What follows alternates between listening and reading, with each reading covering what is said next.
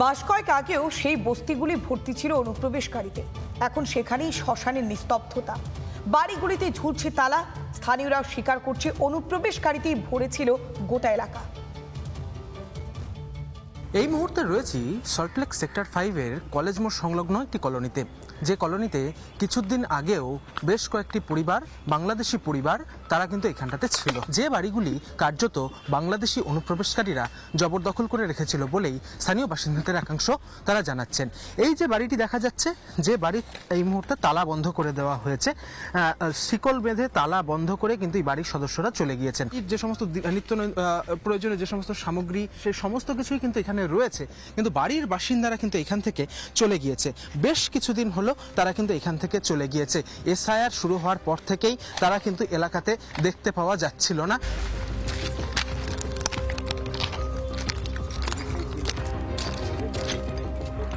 হিন্দুগড়ে একটা আছে, আমরা একটা আছি, আর এখানে একটা ছিল, ওনারা চলে গেছে। আর তাছাড়া যা ছিল সব বাংলাদেশি, ওনারা সব চলে গেছে। সবাই চলে গেছে কেন? কেন? ওই আগের বারে মিডিয়া এসেছিল। কোন ঘরগুলো একটুখানি দেখো। এখানে কতগুলি ঘর আছে বাংলাদেশের? বাংলাদেশি ঘর এইগুলো সবই, এইগুলো সব ওনারা সব চলে গেছে বাবু। আচ্ছা, এই যে আগের বারে আপনাদের মিডিয়া এসেছিল, এখানে এসেছিল এইগুলো এইগুলো হ্যাঁ এইগুলো এইগুলো। এখন বর্তমানে কেউ আছে বাংলাদেশে? না, এখন তো কেউ নেই, এরা সব ঘর দর ছেড়ে চলে গেছে। বহুত আছে, এ মাঠে ও মাঠে সবাই কাজ করে। কি কাজ করে? এই জন্য ওরার কাজ করে। আচ্ছা, এদের আধার কার্ড ভোটার কার্ড কিছু কখনো দেখেছে? না, আমি এরকম কিছু দেখিনি বাবু। এসআইআর চালু হওয়ার পর থেকেই তারা কিন্তু এখান থেকে চলে গিয়েছে। তাদের কাছে থেকে এখানকার যারা অন্যান্য স্থানীয় মানুষজন, তারা কখনো তাদের কাছে কোনো বৈধ নথি দেখতে পায়নি, কোনো আধার কার্ড বা ভোটার কার্ড তাদের ছিল না, তারা দেখতে পায়নি বলেই তারা জানাচ্ছে।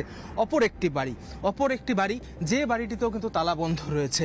আমরা দেখতে পাচ্ছি বাড়িতে কিন্তু তালা বন্ধ করে দেওয়া হয়েছে, এবং এই বাড়িটিতে যেটা দেখা যাচ্ছে একটু যেন অন্যরকম ছবি। ভেতরে হুইল চেয়ার রয়েছে, এবং যে বাড়ির যে ভেতরের ছবি সেটা কিন্তু একটু হলেও উন্নত, এমনটাই কিন্তু দেখা যাচ্ছে। ভেতরে দেখা যাচ্ছে খাট পড়ে রয়েছে, বিছানা চাদর সমস্ত কিছুই পড়ে রয়েছে, জামা কাপড় পড়ে রয়েছে, এবং একটি আমরা দেখতে পাচ্ছি লাল রঙের একটি হুইল চেয়ার। আমি ভিডিও জার্নালিস্ট দীপঙ্কর কাঞ্জিলালকে বলবো একটু যদি ছবিটা দেখানো সম্ভব হয়। একটি হুইল চেয়ার সেটি কিন্তু এখানে রয়েছে। বাড়ির ভেতরে কাউকে কিন্তু দেখতে পাওয়া যাচ্ছে না। আলো জ্বলছে, ঘরের ভেতরে আলো জ্বলছে, কিন্তু বাড়ির বাইরে থেকে তালা লক করে দেওয়া হয়েছে, তালা বন্ধ করে দেওয়া হয়েছে।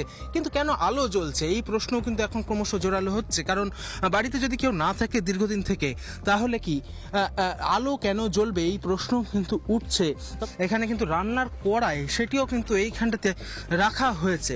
বাড়ির যে রান্নার কড়াই, সেই রান্নার কড়াই কিন্তু এখানটাতে রয়েছে। তাতে এখানে যে রান্না করা হতো সেটি কিন্তু একেবারে স্পষ্ট। জলের জগ থেকে শুরু করে উনুন, সেই উনুনে হাঁড়ি চাপানো রয়েছে, কড়াই চাপানো রয়েছে, এবং আমরা দেখতে পাচ্ছি একটি বাটি, সে বাটিতে জল রয়েছে। অর্থাৎ কিছুদিন আগেও যে এখানে স্থানীয় মানুষজন ছিল, এখানে যে বাসিন্দারা ছিল, তার কিন্তু প্রমাণ রয়েছে। কারণ এগুলো একেবারে জলজান্ত প্রমাণ এই বাড়িটির। কিন্তু এখন পর্যন্ত কিন্তু এই বাড়িটিতে কাউকেই দেখতে পাওয়া যাচ্ছে না। তারা কোথায় গেল? তারা কি এখান থেকে কোথাও গা ঢাকা দিল? সেই প্রশ্ন কিন্তু এখন উঠতে শুরু করেছে।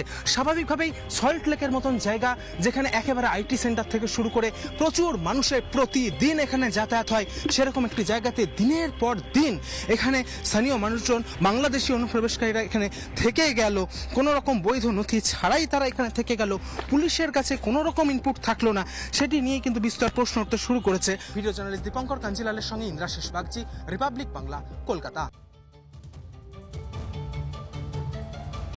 নানা ধরনের কন্টেন্ট দেখার জন্য লাইক করুন, শেয়ার করুন আমাদের ফেসবুক পেজ, সাবস্ক্রাইব করুন আমাদের ইউটিউব চ্যানেল। পাশাপাশি অন্যান্য ব্রেকিং নিউজের জন্য অবশ্যই চোখ রাখুন রিপাবলিক বাংলায়।